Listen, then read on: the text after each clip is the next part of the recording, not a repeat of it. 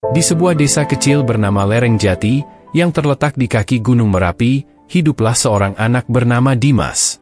Usianya baru menginjak 10 tahun, namun beban hidup yang ia tanggung jauh lebih berat dibanding anak-anak lain seusianya.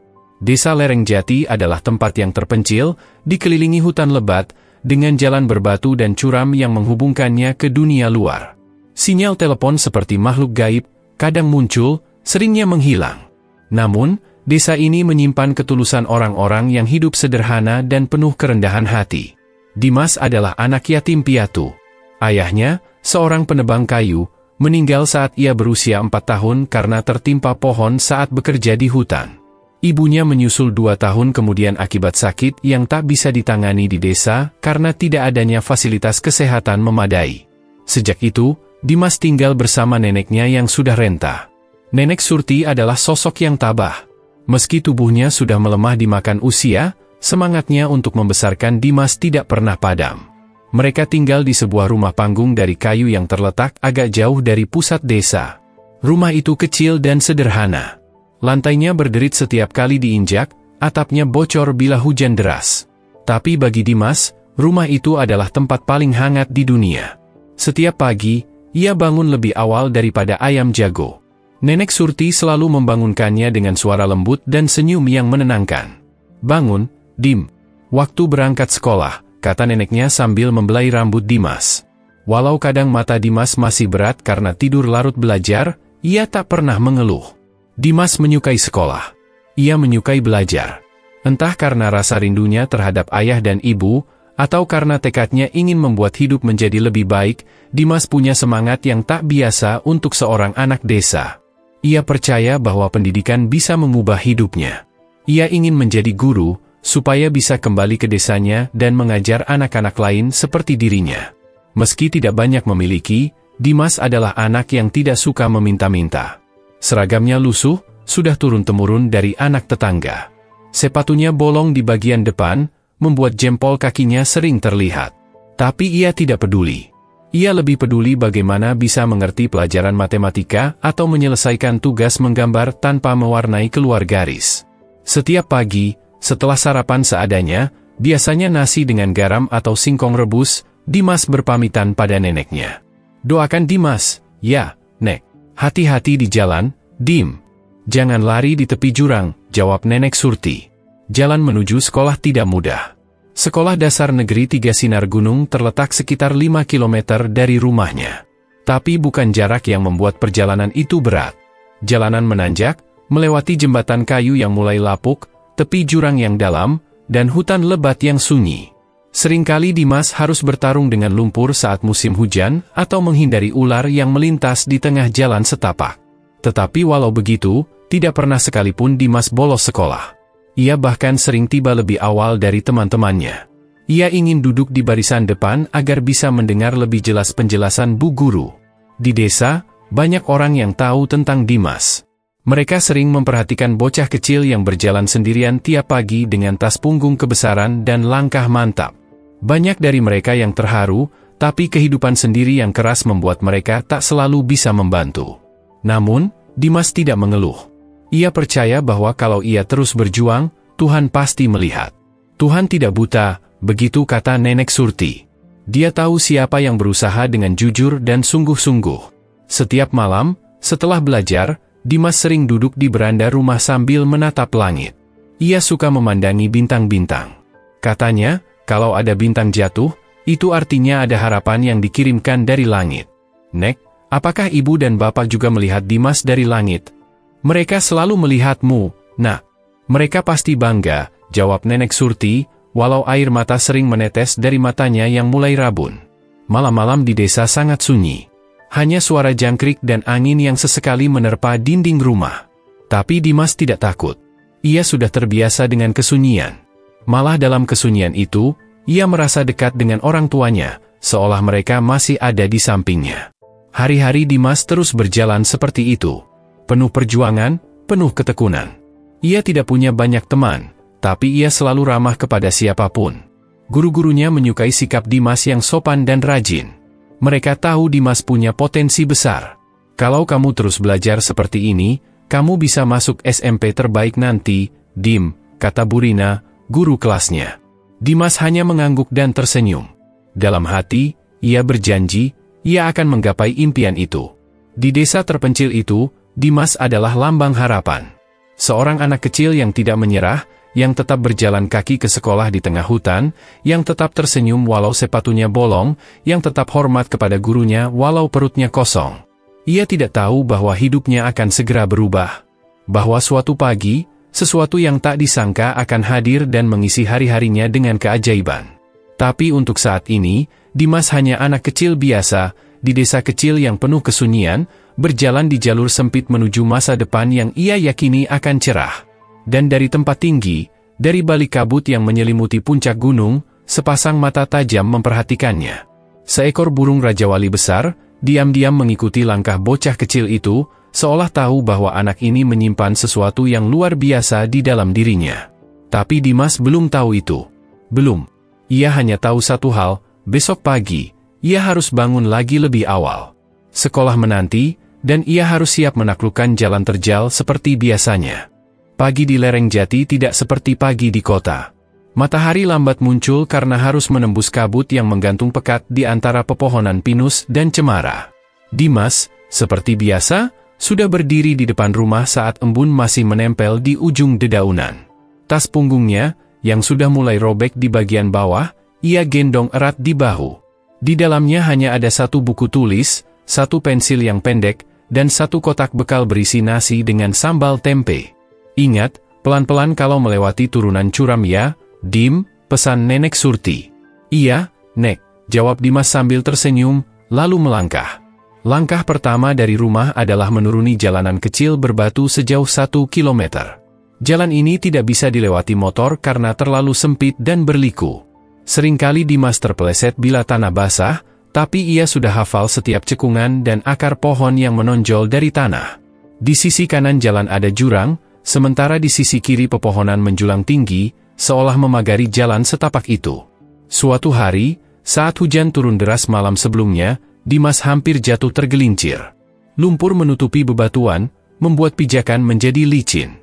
Untung saja ia cepat berpegangan pada batang bambu di pinggir jalan. Lututnya sedikit luka, tapi ia tetap berjalan. "Kalau aku menyerah karena sedikit luka, bagaimana aku bisa mencapai cita-cita?" katanya pelan, menyemangati dirinya sendiri. Setelah melewati jalanan curam, Dimas akan menyeberangi sebuah sungai kecil menggunakan jembatan dari batang pohon yang disusun rapi oleh warga desa bertahun-tahun lalu. Tiap kali melintasinya, ia menahan napas. Di bawahnya, air sungai mengalir deras, memantulkan cahaya matahari pagi yang mulai hangat. Kadang Dimas duduk sebentar di atas batu di dekat jembatan untuk menenangkan napas sebelum melanjutkan perjalanan. Setelah itu, tantangan berikutnya adalah hutan pinus. Disinilah ketenangan sekaligus ketakutan bertemu. Hutan itu sepi. Suara binatang kecil dan burung-burung menjadi teman perjalanan. Tapi tidak jarang, ada suara langkah dari dalam semak atau dahan pohon yang bergerak sendiri. Dimas pernah melihat seekor ular piton melintas perlahan di jalan setapak. Sejak saat itu, ia selalu membawa sebatang kayu panjang untuk berjaga-jaga. Perjalanan dari rumah ke sekolah memakan waktu 1,5 jam jika berjalan cepat. Tapi Dimas lebih suka berjalan tenang, agar tidak tergelincir atau kelelahan sebelum tiba. Kadang-kadang, bila ada teman yang lewat dengan sepeda, Dimas akan ikut berlari di sampingnya sambil mengobrol sebentar, tapi itu jarang terjadi. Di satu titik, sebelum sampai sekolah, Dimas akan melewati ladang jagung milik Pak Darto. Dari ladang ini, terlihat atap sekolahnya di kejauhan. Saat melihat atap sekolah, hati Dimas terasa hangat. Itu pertanda perjuangannya pagi itu hampir selesai. Biasanya, ia akan berlari kecil dari situ sampai ke gerbang sekolah. Sekolah Dasar Negeri 3 Sinar Gunung bukan sekolah besar. Bangunannya terdiri dari 3 ruang kelas dan 1 ruang guru. Lantainya masih semen kasar, dan meja kursinya banyak yang keropos. Tapi bagi Dimas, itu adalah tempat paling menyenangkan. "Pagi, Bu Guru," sapa Dimas ceria setiap tiba di sekolah. "Pagi, Dimas. Kamu lagi-lagi yang pertama datang ya?" jawab Burina, sambil tersenyum. Dimas selalu datang lebih awal. Ia ingin membersihkan papan tulis, menyapu kelas, dan memastikan kursi-kursi tertata rapi. Hal itu ia lakukan tanpa disuruh. Menurutnya, Sekolah adalah tempat suci yang harus dijaga kebersihannya. Namun, tidak semua anak sekuat dan setekun Dimas. Banyak teman sekelasnya yang mengeluh soal jauhnya sekolah. Beberapa sering tidak masuk bila hujan deras. Bahkan ada yang hanya datang 2 kali seminggu karena lebih memilih membantu orang tua di ladang. Tapi Dimas tidak pernah goyah. Ia tahu apa yang ia kejar. Suatu hari, Bu Rina bertanya pada Dimas saat jam istirahat. "Dim, kamu nggak capek setiap hari jalan sejauh itu?" Dimas tersenyum kecil. "Capek, Bu." Tapi Dimas nggak mau menyerah. Nenek bilang, jalan yang berat itu cuma sementara, tapi hasilnya bisa seumur hidup. Bu Rina tertegun. Dalam hatinya, ia merasa anak ini berbeda. Setiap siang saat pulang sekolah, Dimas harus melewati semua jalan berat itu lagi. Tapi panasnya matahari, lelah karena belajar, dan lapar karena bekal habis, tidak membuat semangatnya surut. Seringkali ia menghibur diri dengan menyanyi pelan lagu-lagu yang diajarkan di kelas. Kadang juga ia menghitung langkah, atau mengingat kembali pelajaran yang tadi ia pelajari. Dan saat akhirnya tiba di rumah, peluh membasahi bajunya, lututnya kotor, tapi senyumnya tetap merekah. "Bagaimana sekolahnya, Dim?" tanya Nenek Surti. "Seru, Nek. Dimas belajar tentang planet-planet hari ini. Ternyata, bumi itu berputar terus, makanya ada siang dan malam." "Wah, pantesan Nenek capek ya, ternyata ikut muter juga," jawab Nenek sambil tertawa, membuat Dimas ikut tergelak. Perjalanan Dimas menuju sekolah adalah cerita tentang perjuangan yang tidak banyak orang lihat. Jalan berbatu, sungai deras, hutan sunyi, semua itu bukan sekadar rintangan fisik, tapi ujian ketekunan dan keberanian. Ia tidak pernah mengeluh, tidak pernah menyerah. Baginya, setiap langkah adalah bagian dari mimpi yang pelan-pelan sedang ia bangun. Apa yang tidak ia tahu, adalah bahwa alam diam-diam memperhatikannya. Burung-burung di pepohonan, sungai yang mengalir, bahkan angin yang berhembus kencang di ladang Pak Darto, semua seperti menyimpan rahasia. Dan suatu pagi yang tampaknya biasa, rahasia itu mulai menampakkan dirinya. Seekor burung besar muncul dari kejauhan. Terbang rendah, melingkar di atas kepala Dimas, seolah penasaran. Dimas hanya bisa menatap ke atas, bingung dan kagum. Itulah awal dari sesuatu yang akan mengubah hidupnya selamanya. Pagi itu, kabut di lereng Jati lebih tebal dari biasanya. Matahari nyaris tak terlihat, seolah malu-malu menembus lapisan awan dan uap dingin yang menggantung di antara pohon-pohon pinus. Dimas melangkah seperti biasa, melewati jalan setapak di belakang rumahnya dengan kayu panjang di tangan sebagai tongkat dan pelindung. Hari itu tampak seperti hari-hari sebelumnya, sampai ia mencapai jembatan batang pohon di atas sungai. Ia baru saja akan menyeberang saat suara aneh terdengar dari langit. Suaranya nyaring, seperti pekikan panjang yang menggema. Dimas menoleh ke atas. Di antara kabut yang menipis, terlihat sosok besar dengan sayap terbentang lebar. Seekor burung, jauh lebih besar dari elang biasa, melayang di udara dengan gerakan gagah dan anggun. Burung itu berputar sekali di atas kepala Dimas sebelum mendarat di puncak pohon pinus di seberang sungai. Burung itu adalah seekor Raja Wali. Ukurannya hampir sebesar tubuh kambing kecil. Dadanya putih mengkilat, dan matanya tajam memandang ke bawah. Dimas terdiam. Ia tak tahu harus takut atau kagum. Tapi yang pasti, jantungnya berdegup kencang. "Kau dari mana?" gumamnya pelan. Burung itu tidak menjawab, tentu saja. Tapi ia tidak juga terbang menjauh. Ia hanya berdiri di sana, seolah sedang menunggu sesuatu. Dengan hati-hati, Dimas menyeberang. Raja Wali itu tidak bergerak. Saat Dimas mulai berjalan melanjutkan perjalanan ke sekolah, burung itu terbang rendah, mengikuti dari atas. Ia tidak terlalu dekat, tapi selalu dalam jarak pandang. Setiap Dimas berhenti, burung itu juga berhenti dan bertengger di dahan atau batu besar. Awalnya Dimas merasa heran dan agak takut. Tapi lama-kelamaan, rasa itu berubah menjadi keanehan yang menenangkan. Ia merasa ditemani. Untuk pertama kalinya dalam hidupnya, ia tidak sendirian dalam perjalanan yang panjang dan berat itu. Setibanya di sekolah, Dimas menoleh ke belakang. Burung itu masih ada, bertengger di tiang bendera sekolah. Teman-teman sekelasnya mulai berdatangan dan melihat ke atas. "Lihat, itu Raja Wali," seru Aldi. "Wow, besar sekali," ujar Siti dengan mata membelalak. Bu Rina juga keluar dari ruang guru dan mendongak. "Raja Wali itu sangat langka di sini," gumamnya. "Entah dari mana datangnya." Seluruh sekolah membicarakan kemunculan burung besar itu. Tapi yang membuat semuanya terkejut adalah, setiap kali Dimas datang ke sekolah, burung itu selalu muncul bersamanya. Ia tidak pernah hinggap di tempat lain, hanya mengikuti Dimas dari kejauhan, dan pulang bersamanya saat bel pulang berbunyi. "Mungkin dia peliharaan kamu, Dim?" tanya Budi setengah bercanda. "Bukan. Aku bahkan nggak tahu dari mana dia datang," jawab Dimas jujur. Hari-hari berlalu. Raja Wali itu terus datang. Ia seperti penjaga langit pribadi Dimas. Saat hujan turun, burung itu tetap terbang di atasnya, sesekali hinggap di pohon untuk berteduh. Dimas mulai terbiasa dengan kehadirannya. Ia bahkan menamai burung itu, Langit. "Kalau kamu memang ingin ikut terus, aku kasih nama, ya. Namamu Langit. Karena kamu selalu di atas sana," ucap Dimas pada suatu pagi. Langit hanya menatapnya, lalu mengepakkan sayap seolah mengerti. Di desa, kabar tentang Dimas dan burung Raja Wali cepat menyebar. Banyak warga yang penasaran dan mulai memperhatikan. Beberapa bahkan datang pagi-pagi hanya untuk melihat burung itu terbang mengiringi Dimas ke sekolah. "Aneh, tapi indah juga, ya," kata Pak Darto. "Burung itu tidak menyerang. Dia cuma menjaga," ujar Ibu Yati sambil menggendong anaknya. Bagi Dimas, kehadiran Langit membawa perubahan besar. Ia merasa lebih berani berjalan di hutan. Ia tak lagi merasa kesepian. Bahkan beberapa anak mulai menghampirinya di sekolah, ingin mendengar kisah tentang pertemuannya dengan Langit. "Kenapa dia cuma ikut kamu?" tanya Rani. Dimas hanya mengangkat bahu. "Mungkin dia tahu aku butuh teman." Namun, Dimas tidak merasa sombong. Ia tidak memanfaatkan kehadiran Langit untuk menarik perhatian. Ia tetap duduk di depan kelas, tetap rajin menyapu ruang belajar, dan tetap membawa bekal sederhana dari rumah. Bu Rina mulai memperhatikan perubahan sikap anak-anak lain. Mereka jadi lebih semangat ke sekolah.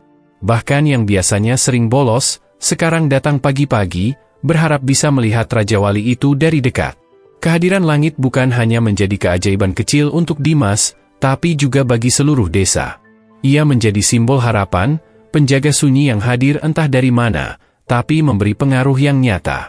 Dan bagi Dimas, Langit adalah pengingat bahwa bahkan di dunia yang sepi dan penuh tantangan, selalu ada sesuatu yang luar biasa yang bisa datang secara tak terduga. Di malam hari, Dimas masih menatap langit seperti biasa. Tapi sekarang, ia punya teman untuk diceritakan. "Hari ini kamu bikin semua orang takjub, Langit. Tapi aku senang karena kamu cuma ikut aku. Mungkin karena kamu tahu aku nggak punya siapa-siapa," katanya pelan. Dari kejauhan, terdengar pekikan panjang. Raja Wali itu terbang melintasi langit malam, menghilang di balik awan. Tapi Dimas tahu, besok pagi, Langit pasti akan datang lagi. Sejak kehadiran Langit, si burung Raja Wali, hidup Dimas berubah perlahan-lahan. Meski ia tetap tinggal di rumah panggung kecil bersama Nenek Surti, rasa sepi yang dulu selalu menyelimuti langkahnya kini berganti dengan semangat dan kebersamaan yang sulit dijelaskan. Setiap pagi, sebelum matahari muncul, Dimas bersiap seperti biasa. Tapi kini, saat keluar dari rumah, ia akan melihat seekor burung besar bertengger di dahan pohon tinggi tak jauh dari halaman. Langit selalu datang lebih dulu, seolah tahu waktu Dimas berangkat ke sekolah. Dan setiap kali ia melihat burung itu, senyumnya langsung merekah. "Pagi, Langit. Siap terbang hari ini?" tanya Dimas sambil mengangkat tangan. Langit akan mengepakkan sayapnya pelan, lalu terbang rendah, mengikuti Dimas dari atas. Burung itu tidak pernah mendekat terlalu dekat, tapi juga tidak pernah menjauh lebih dari jarak 2 pohon. Hubungan mereka aneh namun erat.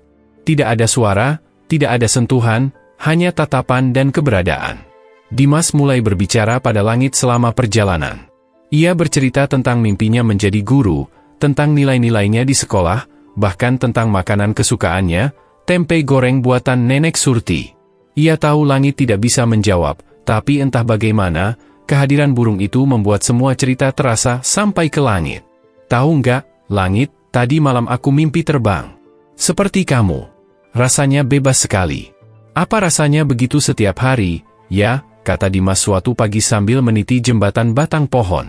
Langit hanya berputar sekali di atas kepala Dimas, lalu kembali melayang perlahan. Seolah menjawab. Di sekolah, anak-anak mulai menganggap Dimas sebagai teman yang istimewa. Bukan karena ia berbeda, Tapi karena semua tahu bahwa ia punya sahabat yang tidak biasa. Anak-anak yang dulu cuek, kini mulai mendekat. "Dim, boleh ikut jalan pulang bareng gak? Siapa tahu bisa lihat langit lebih dekat," kata Aldi. "Boleh aja," jawab Dimas. Akhirnya, beberapa anak pun sering ikut berjalan bersama Dimas. Tapi anehnya, langit tetap hanya terbang di atas Dimas. Ia tidak pernah turun atau mendekat ke anak lain, tidak peduli seberapa keras mereka memanggil atau melambai-lambaikan tangan. "Mungkin langit cuma bisa lihat hati yang tulus," celetuk Rani suatu hari. Ucapan itu membuat semua anak terdiam sejenak, lalu tertawa. Tapi dalam hati, mereka semua setuju. Dimas memang anak yang paling tulus yang mereka kenal. Di rumah, Nenek Surti pun melihat perubahan cucunya. Wajah Dimas lebih cerah, tidurnya lebih nyenyak, dan semangat belajarnya makin tinggi. "Kamu sekarang punya teman setia, ya, Dim," kata Nenek sambil menghidangkan ubi rebus. "Iya, Nek." Langit itu seperti malaikat, tapi bersayap lebar dan terbang tinggi. Nenek hanya tersenyum. Dalam hatinya, ia bersyukur cucunya tak lagi merasa sendiri. Suatu sore, saat hujan deras mengguyur desa, Dimas tidak bisa berangkat mengaji di surau. Ia hanya duduk di beranda, memandangi derasnya air yang turun dari langit. Di kejauhan, di pohon tertinggi, tampak langit bertengger, bulu-bulunya basah kuyup, namun tetap tegar. Dimas tergerak. Ia mengambil payung besar dan berjalan mendekat sejauh yang ia bisa. "Kamu nggak harus di situ, tahu? Hujan gede, nanti sakit," katanya. Langit hanya menoleh sebentar, lalu kembali menatap hujan. Dimas tidak tahu apakah burung itu mengerti, tapi sejak hari itu, ia merasa langit bukan sekadar burung biasa. Ada rasa saling percaya yang tumbuh tanpa harus dijelaskan dengan kata-kata. Hari-hari terus berjalan. Dimas semakin sering berbicara dengan langit. Ia bahkan mulai mencatat cerita-ceritanya di buku tulis bekas, tentang bagaimana langit muncul pertama kali, tentang petualangan mereka menyusuri jalan setapak, tentang bagaimana langit membuatnya merasa berani. "Kalau aku besar nanti dan jadi guru, aku akan cerita tentang kamu ke murid-muridku," kata Dimas saat menulis di malam hari. "Aku akan bilang, dulu aku punya sahabat yang luar biasa. Dia tak bisa bicara, tapi dia tahu kapan aku butuh ditemani." Persahabatan antara Dimas dan langit menjadi kisah yang tak hanya menyentuh hati orang-orang di desa, tapi juga mengubah cara mereka memandang anak-anak seperti Dimas. Kini, orang-orang mulai lebih peduli. Mereka sering menitipkan bekal kecil untuk Dimas, atau sekadar memberinya senyuman hangat saat ia melintas. Pak Darto pernah berkata pada warga, "Kalau seekor Raja Wali saja mau melindungi anak itu, masa kita yang manusia nggak bisa ikut menjaga?" Malam-malam di desa terasa berbeda sekarang. Langit sering terlihat melayang di atas pohon, meski sudah gelap. Suaranya menjadi semacam penanda bahwa semuanya baik-baik saja. Dimas sering berbaring di kasur tipis sambil menunggu suara itu sebelum tertidur. "Selamat malam, langit. Sampai besok," bisiknya. Dan esok harinya, seperti biasa, langit kembali datang. Menemani Dimas menaklukkan tanjakan, jembatan rapuh, dan hutan yang sunyi. Persahabatan mereka bukan tentang keajaiban yang dramatis, tapi tentang hadir, tentang kesetiaan, dan tentang sebuah janji yang tak pernah terucap, untuk selalu menjaga, dalam diam. Kisah tentang Dimas dan langit menyebar cepat di seluruh penjuru lereng Jati. Awalnya hanya dari mulut ke mulut, lalu mulai jadi pembicaraan rutin di warung kopi, pos ronda, dan di ladang. Tidak sedikit warga yang sengaja bangun lebih pagi hanya untuk melihat langit terbang di atas kepala Dimas. "Burung itu seperti tahu kapan waktunya Dimas berangkat sekolah," kata Pak Sarno, petani tua yang setiap pagi menyapu halaman musala. "Bukan cuma tahu waktunya, tapi juga setia. Nggak pernah absen," sahut Bu Yati yang biasa menjual sayur di ujung desa. Setiap pagi, warga yang melihat pemandangan itu akan berdiri sejenak. Ada yang mematung karena kagum, ada juga yang berbisik pelan sambil menunjuk ke langit. "Anak itu benar-benar istimewa," gumam mereka. Lama-kelamaan, kekaguman itu berubah menjadi gerakan kecil. Para tetangga mulai merasa tergerak untuk melakukan sesuatu. Dimulai dari Pak Darto, yang suatu hari menghampiri rumah Dimas. "Surti, boleh saya bantu rapikan jalan setapak di belakang rumah? Biar Dimas jalannya lebih enak," kata Pak Darto tanpa basa-basi. Nenek Surti yang sudah renta hanya bisa terdiam sejenak, matanya berkaca-kaca. "Kalau memang ikhlas, kami terima, Pak. Terima kasih banyak." Sejak itu, warga mulai berdatangan. Ada yang membawa cangkul, ada yang membawa batu kerikil. Jalanan kecil yang dulu licin dan curam mulai diratakan. Titik-titik rawan longsor mulai diperkuat. Jembatan batang pohon yang dulu rapuh mulai diganti dengan batang bambu yang baru dan lebih kokoh. Anak-anak muda desa bergotong royong di akhir pekan, membersihkan semak di sepanjang jalan sekolah Dimas. Bahkan beberapa ibu-ibu ikut memasak untuk memberi semangat bagi para pekerja. Semua dilakukan dengan sukarela. Kalau Dimas saja semangat sekolah, masa kita nggak bisa bantu sekadar bikin jalannya lebih nyaman, ucap Pak Darto, yang perlahan jadi semacam koordinator gerakan itu. Tak berhenti di situ. Beberapa guru dari SDN 3 Sinar Gunung pun mendengar tentang apa yang dilakukan warga dan ikut menyumbang.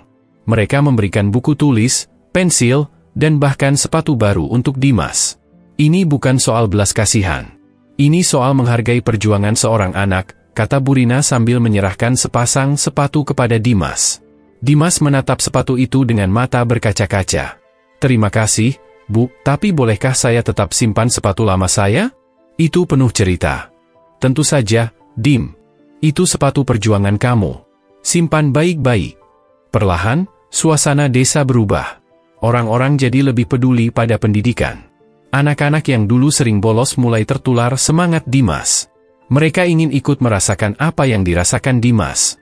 Mereka ingin punya cerita yang sama hebatnya.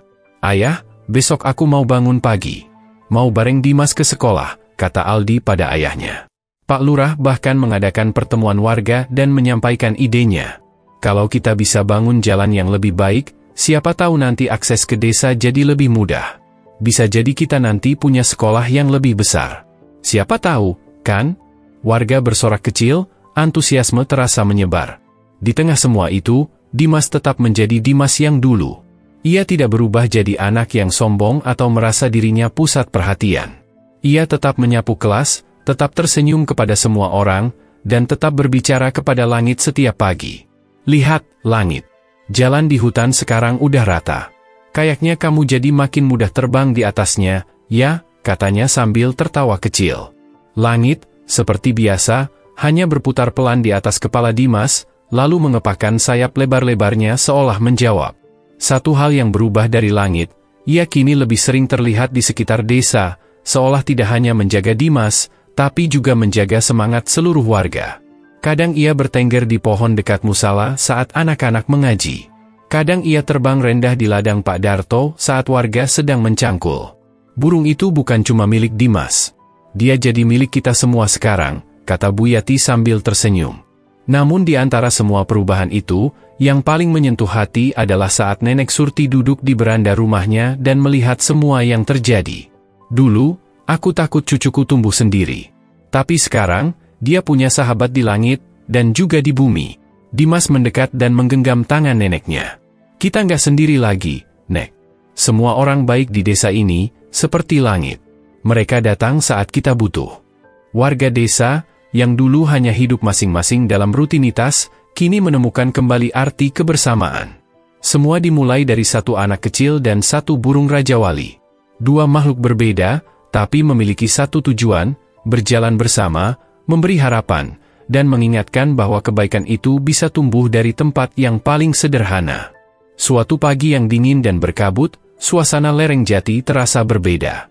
Dimas bangun seperti biasa, mengenakan seragam sekolahnya yang kini sudah sedikit lebih baik berkat sumbangan dari warga. Ia keluar rumah, menatap langit, dan bersiap menyapa sahabat setianya. Langit, panggil Dimas pelan sambil melindungi matanya dari cahaya matahari yang menembus celah kabut. Tidak ada suara kepakan.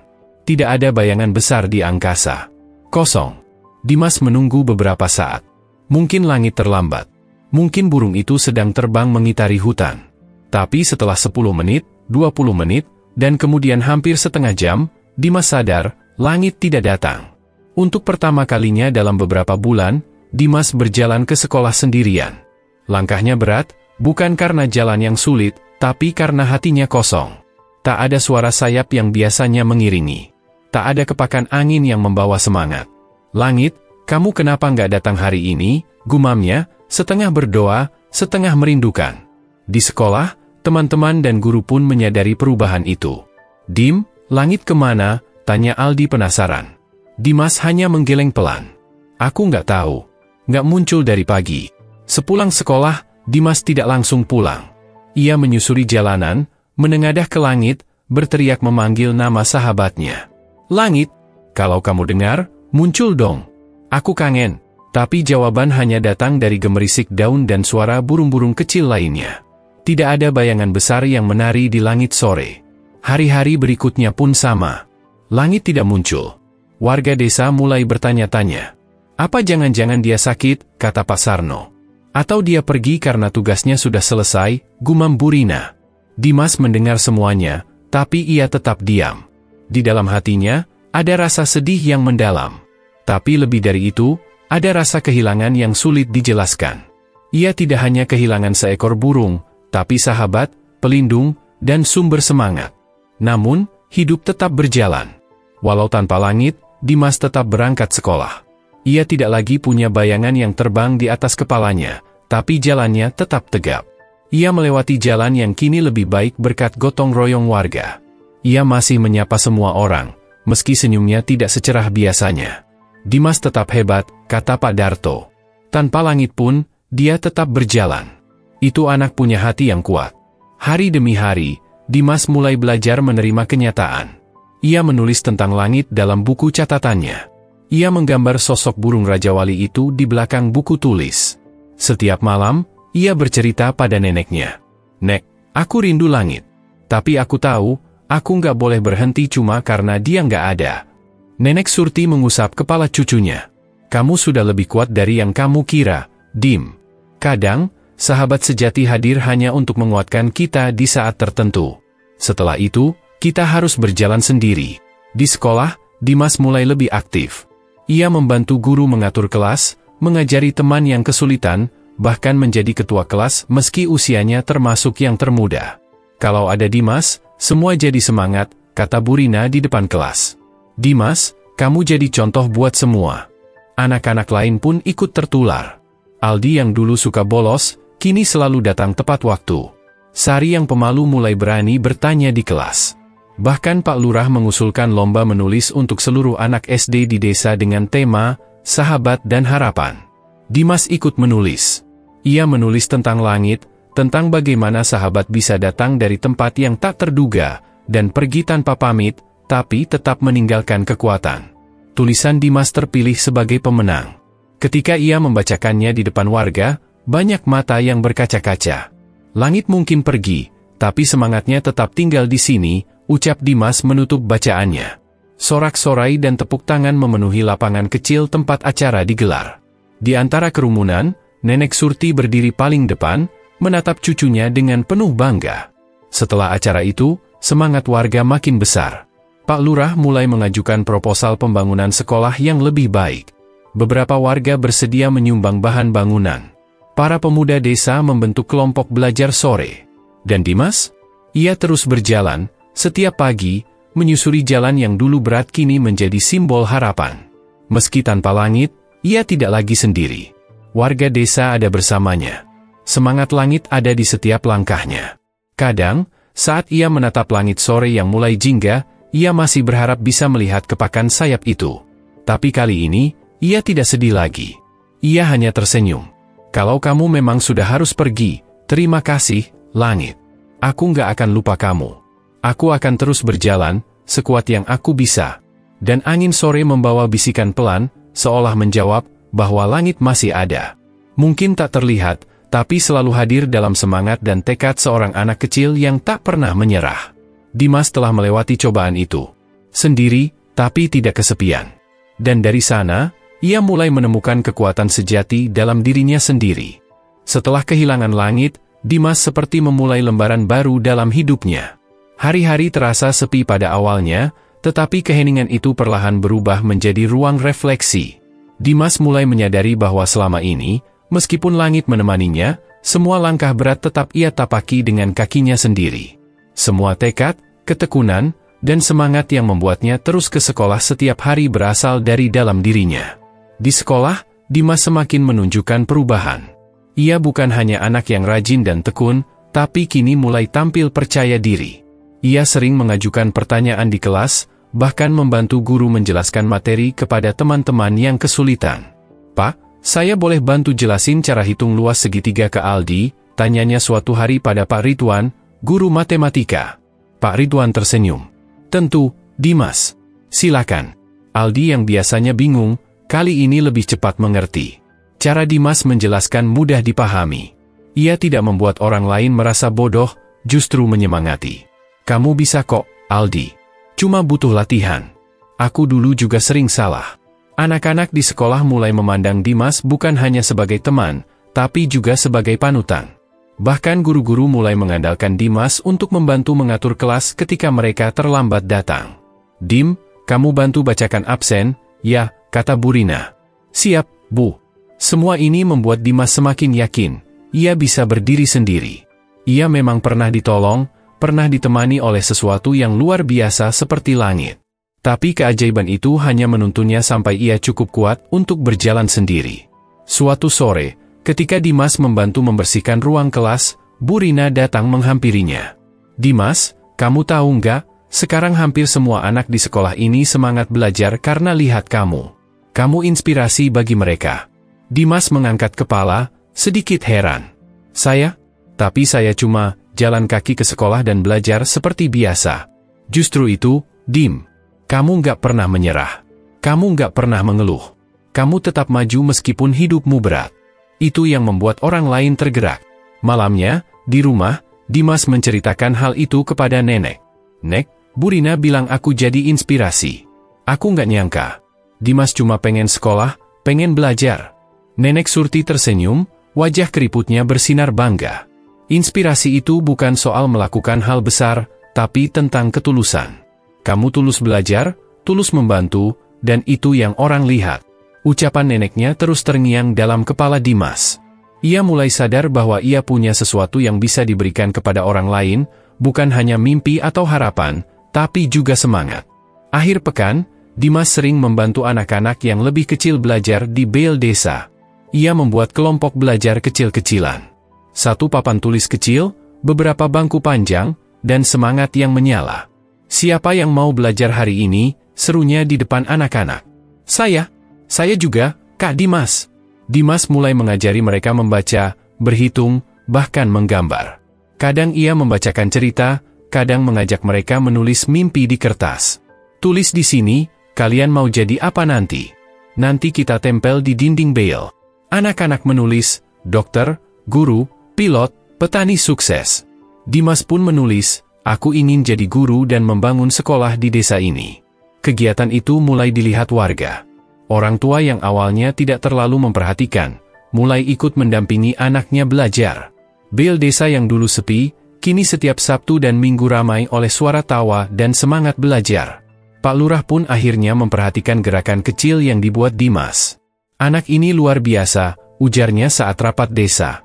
"Sudah waktunya kita beri dukungan lebih serius." Mereka pun mulai membentuk tim kecil untuk mengembangkan kegiatan belajar ini. Ibu-ibu membuatkan makanan ringan, para pemuda membenahi bel desa, dan guru-guru mulai datang secara sukarela pada akhir pekan. Dimas tidak lagi sendirian. Dari kekuatan kecil dalam dirinya, tumbuh semangat besar yang menjalar ke seluruh desa. Di malam hari, ketika semua kegiatan selesai, Dimas kembali duduk di beranda rumah. Menatap langit seperti dulu. Tidak lagi mencari langit, tapi mengirimkan rasa terima kasih. Beberapa bulan berlalu sejak langit menghilang. Hidup di desa Lereng Jati kini berubah. Bel desa yang dulu sepi kini menjadi pusat kegiatan belajar. Anak-anak lebih rajin ke sekolah. Para orang tua lebih terbuka mendukung pendidikan. Semua bermula dari seorang anak yatim piatu dan seekor burung Raja Wali. Suatu pagi, Pak Lurah mengundang Dimas dan Nenek Surti ke rumahnya. Di sana, sudah hadir Pak Budi, seorang sesepuh desa yang lama merantau dan baru kembali. "Kalian tahu," kata Pak Budi sambil menatap Dimas, "sejak aku kecil, ada legenda tentang seekor Raja Wali penjaga desa. Ia hanya muncul pada jiwa-jiwa yang murni dan penuh semangat. Aku tak menyangka, Raja Wali itu masih ada, dan telah memilih Dimas." Dimas menatap Pak Budi, terkejut. "Jadi, langit itu bukan sekadar burung. Ia roh penjaga desa. Ia muncul bukan untuk melindungi, tapi membangkitkan kekuatan dari dalam dirimu." Saat kamu sudah cukup kuat berdiri sendiri, ia harus pergi. Tapi jejaknya akan tinggal di hati setiap orang yang terinspirasi olehmu. Tak lama kemudian, kabar bantuan pemerintah datang. Karena gerakan belajar desa yang viral, pemerintah membangun sekolah baru di lereng Jati. Jalan-jalan mulai diperbaiki. Hidup di desa tak lagi seberat dulu. Dimas tersenyum. Ia tahu, semua ini bukan keajaiban semata, tapi hasil dari keyakinan, ketulusan, dan cinta yang bekerja dalam diam. Langit tak pernah kembali. Tapi Dimas tahu, ia tidak benar-benar pergi. Karena keajaiban terbesar adalah keyakinan pada hal-hal yang tidak terlihat oleh mata, tapi terasa sangat kuat di dalam hati.